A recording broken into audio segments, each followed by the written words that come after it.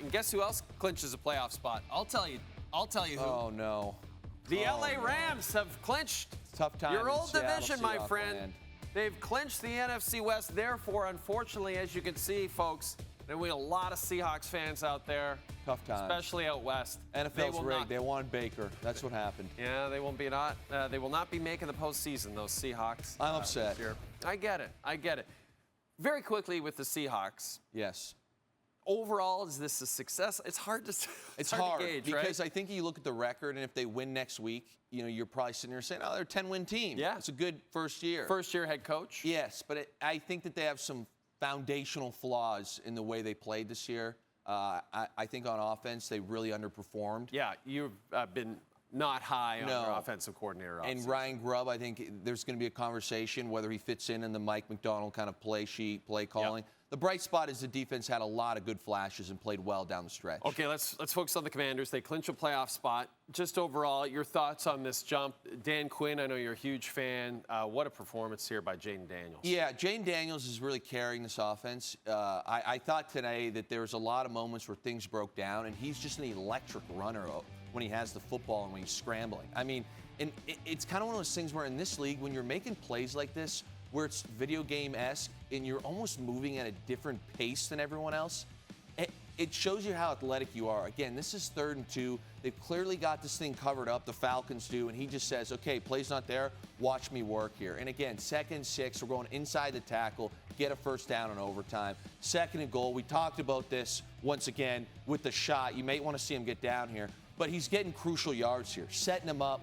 I thought his running night was phenomenal. He's throwing the ball well as well. He's going to get better as a passer. Yep. If you're a Commanders fan right now, you got to be over the moon. You incredible. Got Dan Quinn, who's took the Falcons years back and took them to the brink of the Super Bowl. We all know what happened there. Yep. He's a tremendous leader of men. I've seen this guy firsthand. People love playing for him. The whole culture has shifted. Nick Ballore is out there winning coin tosses. Jayden Daniels looks incredible. I mean, he's the offensive rookie of the year, obviously. You're going to the playoffs. It's a good time to be a Commanders fan. It's best case scenario. As for the Falcons, now they no longer control their own destiny. The Bucs can win the South next week with a win over the Saints. And you and I were talking about that final drive for Penix. A lot of missed passes, a lot of inaccuracy. Is this why you were against the change of quarterback from Kirk Cousins? Yeah, I think that if I'm Raheem Morris or I'm a veteran guy in that locker room, you're in control of your own destiny to get a home playoff game. You win this game, next week at the Panthers. And Kirk Cousins, yards per game, was 7th in the NFL. The problem were picks. Sit him down and talk to him and say, dude, we need you to not pretend like you're Brett Favre. Stop throwing the picks. And I get that's easier said than done, but there's some risk in starting a rookie. And Penix had some good moments, but you saw the pick there early. I thought there were times where he was just simply inaccurate. Again, this is early in the game, but these things matter. 3rd and 4, we airmail one. And again, this isn't necessarily his fault on that snap, but you sit here and say, like, these are the details that you expect from a rookie who's going into a second game. Now, the bright spot, 4th and 11, we talked about that. Unbelievable timing. And then, again, you're missing throws. This could have jammed him up here.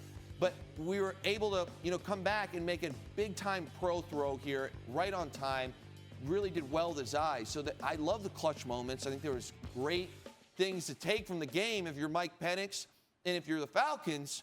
But in the same breath, I sit here and say, midway through the 4th, your passer rating's 50. Yeah. Kirk Cousins, to me, gives you a better shot of being consistent through that game.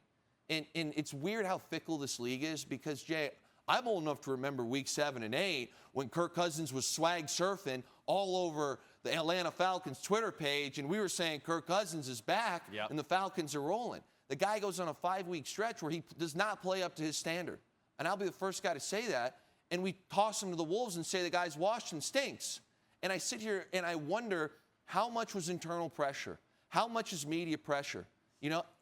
And I do believe that if Kirk's in there today, it's at least more consistent throughout the game. Boy, definitely that final drive before overtime. He would have been way more consistent there.